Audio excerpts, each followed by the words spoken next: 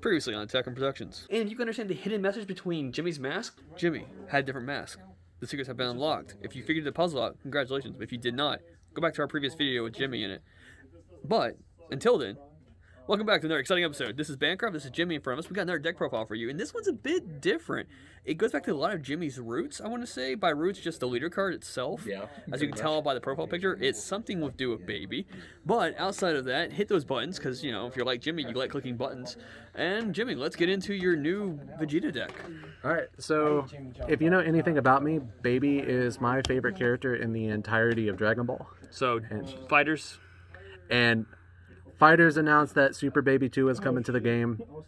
I got super hype, and I was like, I want to play another Baby deck because I cannot contain my hype until January 15th when he finally drops. And I played around with a bunch of different builds. I can never really find anything that really fit what I wanted the deck to do. And then I went, well, why do I have to run a completely Baby-themed deck when I can just use the leader card, because this leader card is kind of insane right now. And then run basically a gutted out red-green aggro build. So, chose the Vegeta Baby leader from the second draft box. I think it's the second draft box, or is it third? It was before I started playing the game, actually. I believe it was. It was whatever had set 4. It was right before set 4. It was after set 4, because set 4 had the original Baby leader. I think it's the third draft box. But auto, draw a card, activate main, choose one card in your life, add it to your hand, then choose one of your opponent's battle cards. It loses 5k for the duration of the turn. I'm good. I'll pass. You guys get Jimmy Johns and I'll figure something out. So this hits a lot of pesky one-drops in the game right now, like BMS, Zarbons, really any just 5k. It's really nice to hit, and it can proc some other skills in the deck.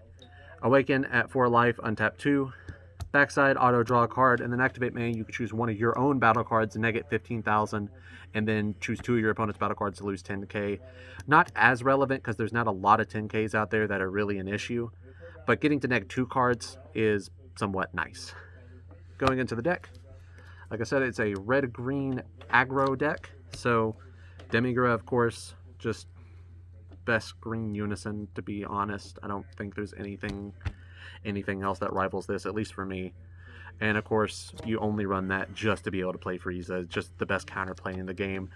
Almost every deck that has been featured on the channel, or one of my decks that has been featured on the channel, has run this package. It's just too good not to run. I think almost any green deck. Yeah, well, I mean, every green deck is running this. Yeah. But especially in this deck, because I want a lot of battle cards that I can play for free and very early on. So I can make this live on my first turn and put a body out there to tap for alliance with some of the later battle cards in the deck. And that particular battle card, Piccolo Jr. Eradicator of Peace. This card is absolutely ridiculous. Double strike, alliance red-green. If your leader card is red, you can tap red or green battle cards. You draw 2 cards and then deal 1 damage to your opponent. So essentially, he is a triple strike where one of the damage is unavoidable. This card is absurdly good for 2 energy, and he's at an awkward number of 16. So even with your backside ability, you can neg him 15 and he's still alive.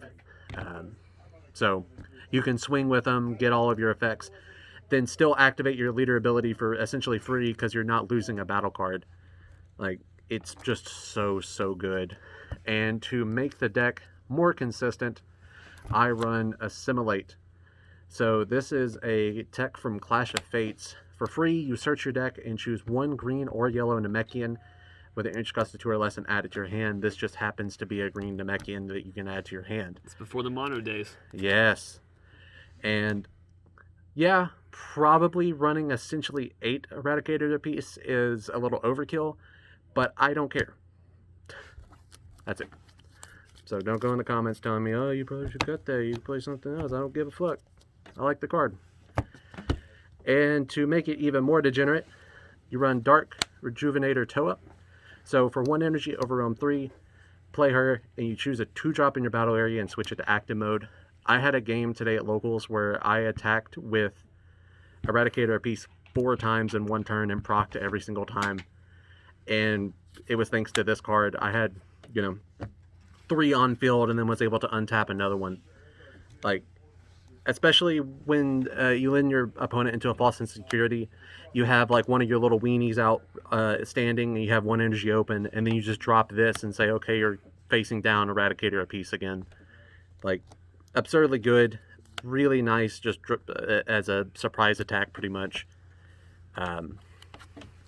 Probably not necessary. I only use it maybe one out of every 5 games, but it's still good enough to run.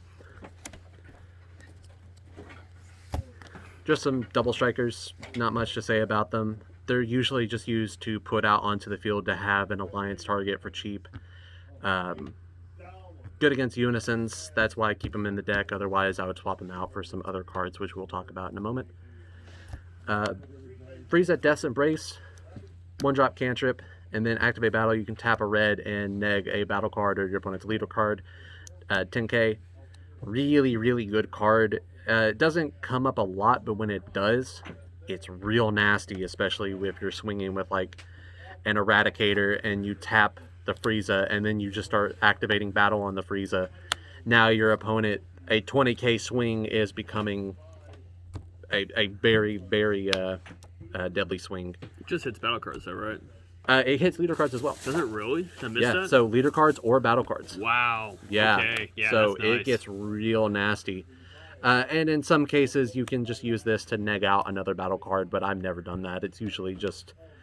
This card ends up charged or just tapped for Alliance, and I never proc the other ability. But 2 cards you can consider if you want to build this deck. One is Dodoria the Boastful. So it's activate main. This card just gets 11k for the duration of the turn, so it becomes a 15k beater. Ignore the auto, that's never going to happen because your leader card's not Frieza.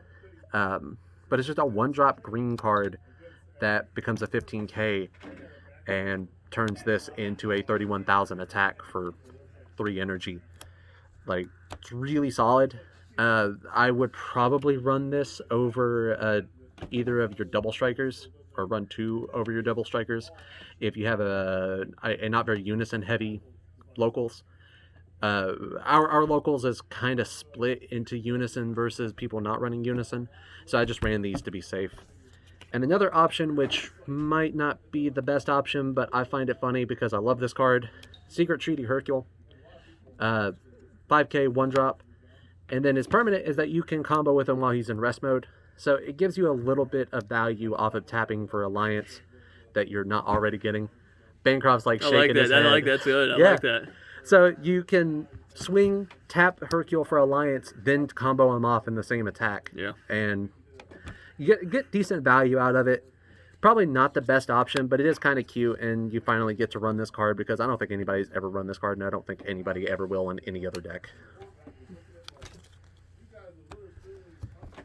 Card that should probably go up in the deck, Crown of Retribution. This card's kind of fallen out of favor. I don't know why, because it's still really, really good. If your opponent has 2 active energy, you can play this card and just rip a 20k or less from their hand. In so many matchups I've dropped this card and the person just immediately counterplays it. Like, I made the joke back then that this card should just be 1-drop, auto, choose a counterplay in your opponent's hand and place it in the drop area, because they don't want you getting that information. And again, you can tap it for your Eradicators, so you're getting so much value off of this 1-drop. And in Eradicator's case, a 4k versus a 5k Alliance target is no different, because a 20k attack and a 21k attack is the exact same, essentially. There's no difference between them. They're weighted the same, so I wouldn't worry about putting a lot of 4ks in the deck versus 5ks.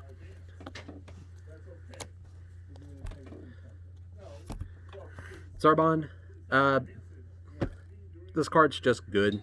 Like, you play for the drop area by paying 1 green and dropping a card from your hand. It's a blocker, and when he's KO'd or removed by a skill, your opponent drops 1 if they have 5 or more in hand. Good Alliance target.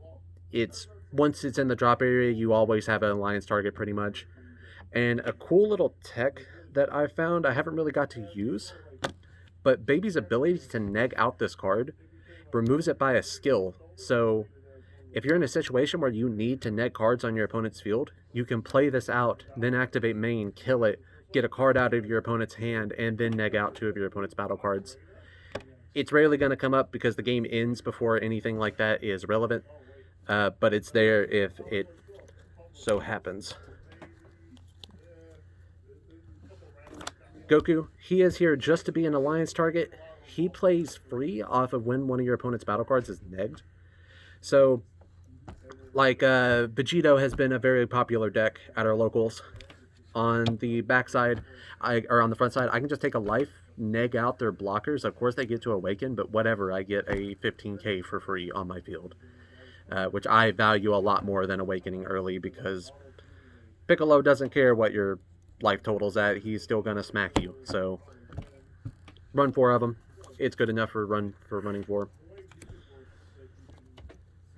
Pretty Black Hole, this card has been amazing to me lately. I've always loved this card, and I've recently just went hard on it and figured out all the techs I could do with it. This plus the Frieza, your counterplay Frieza, is one of the nastiest combos you can get.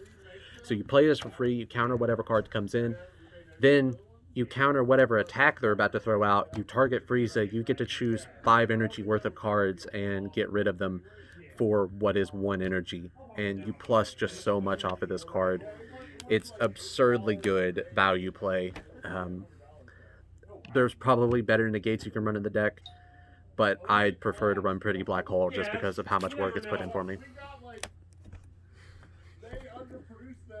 After Image. Woo. Flaming Death Ball. This is basically just Revenge Death Ball on steroids. Revenge Death Ball was probably my favorite card in the game. I played it so much with this leader. Like, it was the MVP of every matchup. And this card has not put in the same amount of work that Revenge Death Ball had put in for me, but then again, I've only played this deck for about 4 days now. It's been brewing for a long time, but I've only had it built for 4 days. But if you don't know what it does, if your leader card is a baby card, it gains 10k during the battle, and then you get to choose one. You choose one of your battle cards and it gains 10k, or choose one of your opponent's battle cards and it loses 10k. So you understand why that's good. I don't need to explain why negging a battle card or plussing a battle card is good. Just so much value off of a 1-drop. SS3 Gohan. This card was super hyped when it came out, and it really hasn't done much. There was some ideas going around with using this in Buhan, since this is a Gohan Adolescence. Didn't really go anywhere.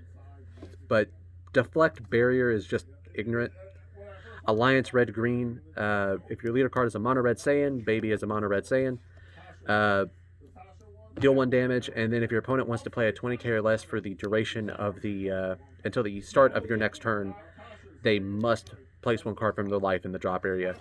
So if you have one of these out, you can swing with it, burn the damage. Most of the time I'm just killing with that one damage burn.